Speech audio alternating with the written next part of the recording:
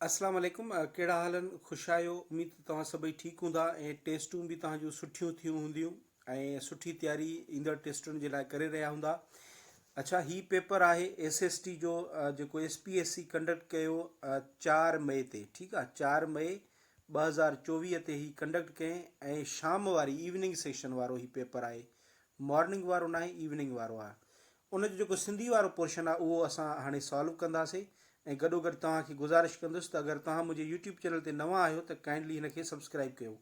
ऐं हिकिड़ी तव्हांजे आॾो हिकिड़ो अर्ज़ु या वरी अनाउंसमेंट चओ त उहो ई रखिणो आहे। उहो इहो आहे त मां जेको आहे हिन महीने यानी कि मई जी आख़िर में, उनखां पोइ जून जुलाई ईंदो, इन्हनि महीननि में मां अंग्रेज़ी ग्रामर जी जेको आहे उहो सेशन हिकिड़ो शुरू करे रहियो आहियां, जंहिंमें इंग्लिश ग्रामर जा टेंसिस वग़ैरह जेके बि शयूं आहिनि उन में रेनिन मार्टिन जो किताबु ऐं हिकिड़ो जेको कैम्ब्रिज यूनिवर्सिटी जो किताबु आहे थॉमस इन जो रायमंड मर्फी जो, उन्हनि किताबनि खे मां फोकस कंदुसि पढ़ाइण में। हिकिड़ो सवले तरीक़े सां सवली सिंधी में बेसिक खां शुरू कंदुसि ऐं मुनासिब फीस में जेको हर कोई माण्हू अफोर्ड करे सघे।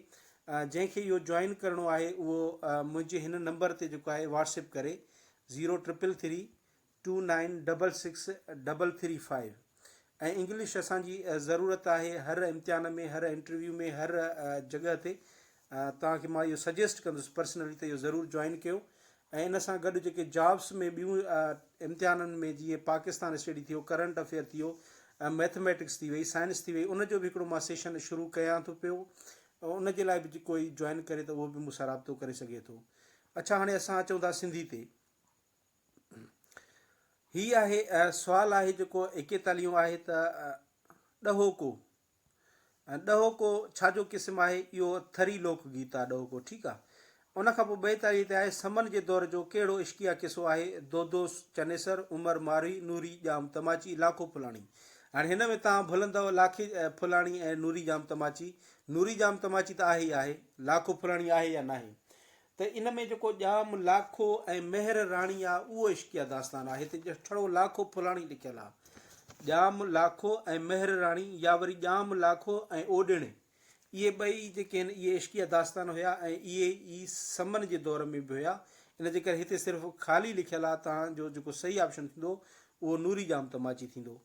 उनखां पोइ आहे सुवालु त रसूल बख्श पलीचे रजत पसंदि जी तनक़ीद जे जवाब में कहिड़ो किताबु लिखियो? हाणे ॾिसो, हिते सुबुह थींदो, अंधा ऊंध वेज, सिंधी ज़ात हंजन, ऐं उनखां पोइ जेको आख़िरी आहे हिन जूनागढ़ जलायो।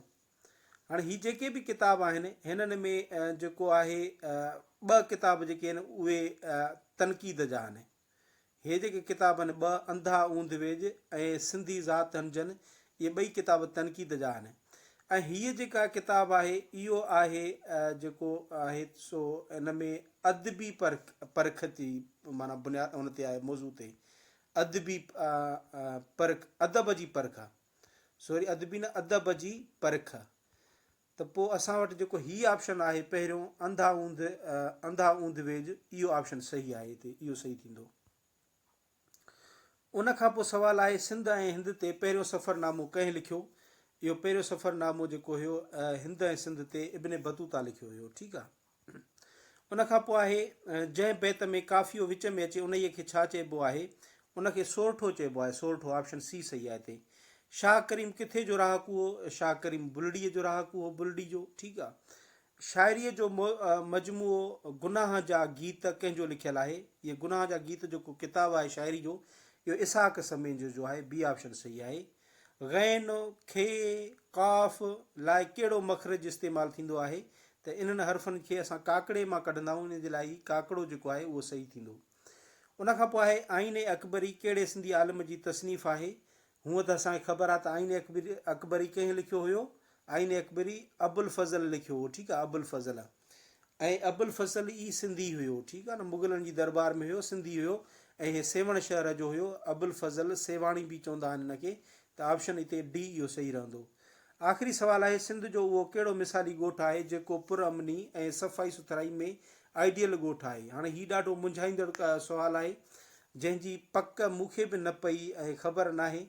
बहरहाल हिननि मां हे त मूंखे जेको आहे टंडो ठोड़ो ई लॻे थो, पर इहो नोट करे छॾियो त इहा कंफर्म न अथव। हीउ मां पंहिंजे अंदाज़े जे मुताबिक़ ॿुधायां थो टंडो ठोड़ो, छो त इहा मिर्ज़ा कलीच बेग वारा बि हिते ई पैदा थिया ऐं हिते इहो हिकिड़ो इल्मी ऐं अदबी जेको आहे उहो ॻोठु इहो रहियो आहे, त इहो ई थी थो सघे। बाक़ी ॿियनि जी पक न आहे, ऐं इहो गूगल करण जे बावजूद बि इन जो सही जवाबु न मिलियो। त हीअ हुया हिन जा सिंधी जा सुवाल। उमेदु आहे तव्हांखे बहितरीनु लॻो हूंदो ऐं फ़ाइदो वारो तव्हांजे लाइ साबित थियो हूंदो। ऐं वीडियो ॾिसण जे लाइ तव्हांजी वॾी महिरबानी। अलाह हाफ़िज़।